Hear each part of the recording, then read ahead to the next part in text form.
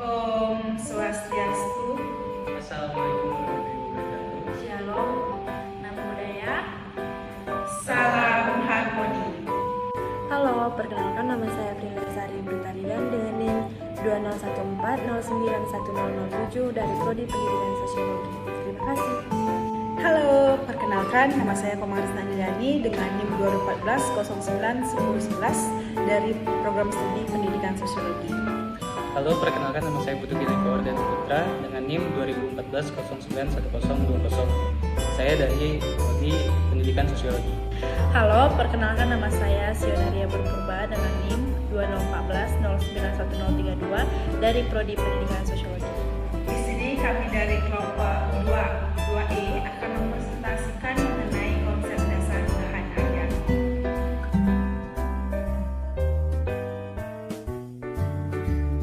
Baik, di sini saya akan menjelaskan apa itu definisi dari bahan ajar menurut beberapa pakar. Yang pertama itu definisi bahan ajar menurut Depdiknas. Ada beberapa bahan ajar dipaparkannya, yaitu sebagai berikut. Yang pertama, bahan ajar merupakan segala bentuk bahan yang digunakan oleh guru atau pendidik dalam suatu proses pembelajaran. Yang kedua, bahan ajar dapat diartikan sebagai informasi, alat, dan teks yang dibutuhkan guru selama proses pembelajaran itu berlangsung. Yang ketiga, bahan ajar adalah seperangkat materi yang dirancang secara sistematis sehingga tercapai suasana belajar yang memungkinkan. Selain itu, menurut Abdul Majid, beliau mendefinisikan bahwa bahan ajar itu sebagai suatu perangkat, bahan yang bermuatan materi, isi pembelajaran yang didesain untuk mencapai tujuan dari suatu pembelajaran tersebut. Dan menurut Homsin dan Jasmadi, beliau mendefinisikan bahan ajar itu seperangkat alat pembelajaran yang berisi materi pembelajaran, metode, dan batas-batasan dan cara mengevaluasi yang didesain secara sistematis dan menarik dalam rangka mencapai tujuan yang diharapkan, yaitu kompetensi dan subbab kompetensi dengan segala kompleksitasnya.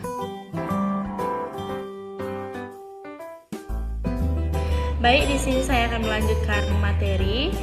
Selain pengertian dari bahan ajar, kita akan membahas tentang karakteristik bahan ajar. Karakteristik bahan ajar yang baik adalah di mana substansi materi diakumulasi dari standar kompetensi atau kompetensi dasar yang tertuang dalam kurikulum, mudah dipahami dan memiliki daya tarik dan mudah untuk dibaca. Dalam memilih bahan ajar, pendidik tidak bisa menentukan secara bebas dan acak, namun harus mempertimbangkan berbagai kriteria. Di antaranya yang pertama itu harus relevan atau secara psikolog dan sosiologis. Dan yang kedua yaitu komplektis, dan yang ketiga yaitu rasional atau ilmiah, keempat itu fungsional, dan kelima ke-up-to-date-an. Dan yang terakhir yaitu komprehensif atau keseimbangan. Dan menurut Nurlaili 2018, bahan ajar memiliki karakteristiknya secara khusus, yaitu sebagai berikut. Yang pertama yaitu bahan ajar disusun berdasarkan kurikulum pendidikan. Yang kedua, bahan ajar memfokuskan pada ketujuan tertentu. Yang ketiga, buku teks menyajikan bidang pelajaran tertentu. Keempat, bahan ajar berorientasi pada kegiatan belajar siswa. Dan yang kelima, dapat mengarahkan kegiatan mengajar guru di kelas. Dan yang keenam, pola sajian bahan ajar disesuaikan dengan perkembangan intelektual siswa. Dan yang terakhir yaitu gaya sajian bahan ajar dapat memunculkan kreativitas siswa dalam belajar. Berdasarkan karakteristik bahan ajar di atas, dapat disimpulkan bahwa bahan ajar yang dikembangkan harus sesuai dengan kurikulum atau peraturan yang berlaku karena bahan ajar digunakan sebagai buku pendidikan yang menjadi peran penting dalam suatu proses pembelajaran. Dengan bahan ajar yang sesuai, maka diharapkan guru dapat menjalankan pembelajaran dengan baik, teratur, Karena seperti yang kita tahu, guru sangat berperan penting dan tugasnya sebagai pelaksana pendidikan dan memperoleh pedoman materi pembelajaran yang jelas.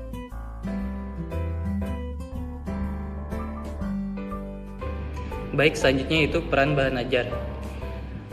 Bahan ajar tentunya memiliki peran yang sangat penting dalam proses pembelajaran agar tujuan pembelajaran dapat terrealisasikan dengan baik. Berikut ini merupakan peran penting bahan ajar baik bagi guru maupun bagi siswa. Yang pertama itu peran bahan ajar bagi guru. Bahan ajar adalah salah satu cara untuk menghemat waktu guru dalam mengajar. Keberadaan bahan ajar dalam berbagai bentuk dapat mengefisienkan waktu mengajar guru. Dalam artian, guru dapat menugaskan siswa untuk mempelajari materi yang akan disampaikan terlebih dahulu dan dapat mengajak siswa berdiskusi ataupun menjawab pertanyaan yang sudah ada di setiap pokok bahasan. Tidak hanya berperan sebagai pengajar, guru pun dapat menjadi seorang fasilitator yang mampu membimbing siswa dalam memahami suatu materi pembelajaran. Selanjutnya yaitu peran bahan ajar bagi siswa. Dengan adanya bahan ajar, siswa dapat melakukan atau melaksanakan belajar secara mandiri. Dengan adanya bahan ajar yang dirancang dan ditulis secara sistematis dan terperinci sesuai dengan jadwal pelajaran yang ada dalam satu semester, maka siswa dapat memanfaatkan bahan ajar tersebut dengan cara dipelajari dimanapun dan kapanpun, sehingga materi yang sekiranya belum jelas dapat ditanyakan kepada guru saat pembelajaran berlangsung. Yang terakhir yaitu peran bahan ajar dalam pembelajaran. Peran bahan ajar dalam pembelajaran dibagi menjadi tiga, yaitu pembelajaran klasikal, pembelajaran individual, dan pembelajaran kelompok. Pada pembelajaran klasikal, pada dasarnya bahan ajar dapat digunakan untuk membantu dan meningkatkan mutu pembelajaran klasikal.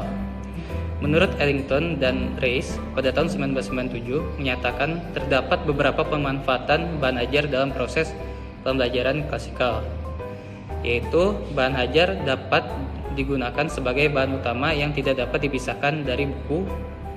Dalam hal ini bahan ajar dapat berbentuk yang pertama petunjuk tentang cara mempelajari materi yang akan dibahas dalam buku utama.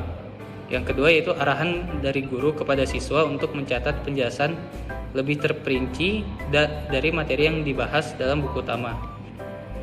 Bahan ajar juga dapat digunakan sebagai bahan yang mengandung penjelasan tentang bagaimana mencari penerapan hubungan serta keterkaitan antara satu topik dengan topik lainnya. Selanjutnya itu pembelajaran individual. Dalam pembelajaran individual ini, bahan ajar berperan sebagai satu media utama dalam proses pembelajaran. Contohnya itu bahan ajar cetak. Yang kedua yaitu alat yang digunakan untuk menyusun dan mengawas proses siswa memperoleh informasi. Dan yang ketiga yaitu penunjang media pembelajaran individu lainnya. Contohnya siaran radio, televisi, dan internet. Yang ketiga yaitu pembelajaran kelompok. Peran bahan ajar dalam pembelajaran kelompok ialah memberikan informasi tentang latar belakang materi, informasi mengenai peran orang-orang yang terlibat dalam belajar kelompok, serta petunjuk tentang proses pembelajaran kelompoknya sendiri.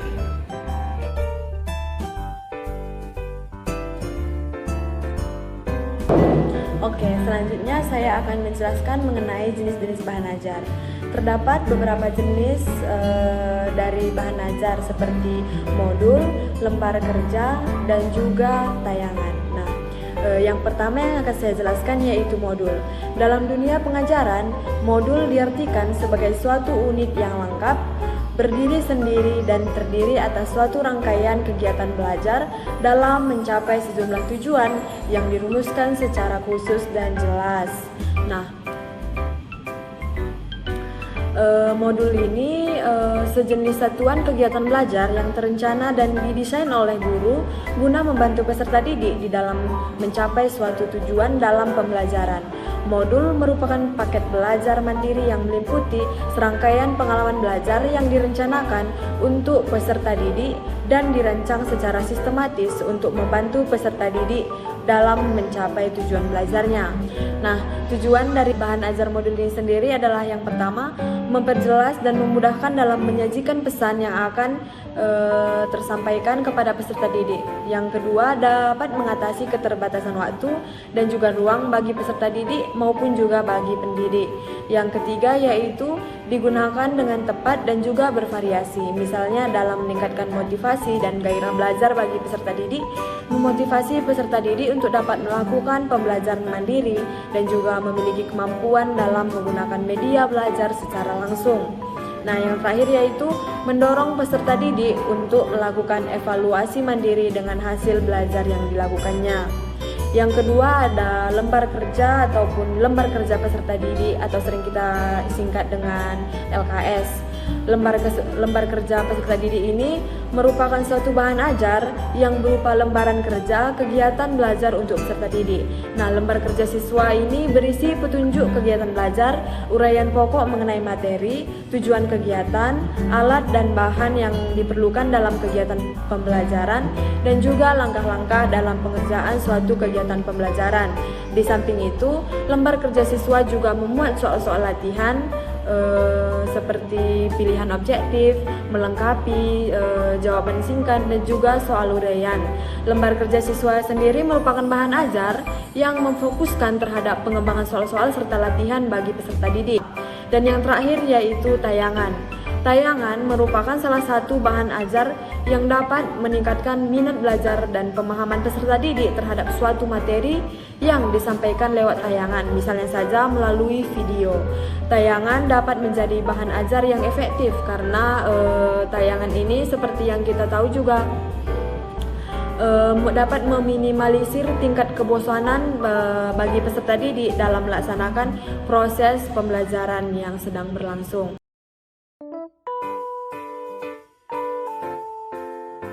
Baik, materi selanjutnya yaitu mengenai media pembelajaran. Nah, di sini media dapat diartikan sebagai suatu alat yang digunakan dalam sistem atau proses pembelajaran yang digunakan untuk mencapai suatu tujuan pembelajaran. Nah, selain itu media juga dapat didefinisikan sebagai suatu sarana yang difungsikan sebagai perantara dalam kegiatan penyampaian pesan antara penyampaian pesan dan juga penerima pesan. Sedangkan pembelajaran itu dapat didefinisikan sebagai suatu proses yang dilakukan antar pihak seperti pendidik dan peserta didik dalam penyampaian pesan ataupun materi tertentu. Nah, dalam hal ini kita dapat menyimpulkan dari pengertian keduanya itu, dari pengertian media atau pembelajaran, dapat disimpulkan bahwa media dan pembelajaran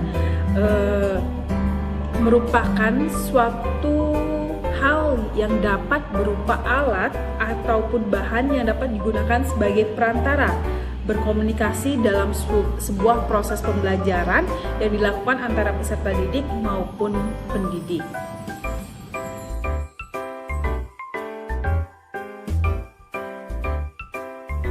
Baik, materi selanjutnya yaitu sumber belajar. Menurut Wulandari dalam jurnalnya 2020, sumber belajar adalah segala macam sumber yang dapat digunakan untuk memudahkan proses belajar.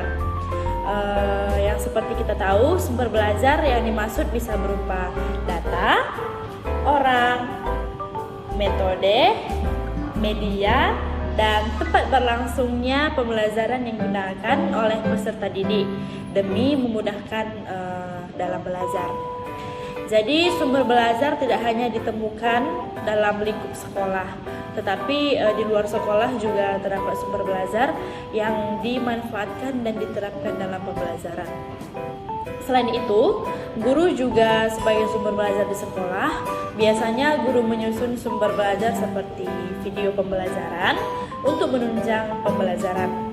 Sumber belajar yang digunakan dalam pendidikan biasanya sengaja diciptakan dan didesain sedemikian rupa untuk peserta didik agar dapat belajar secara individual.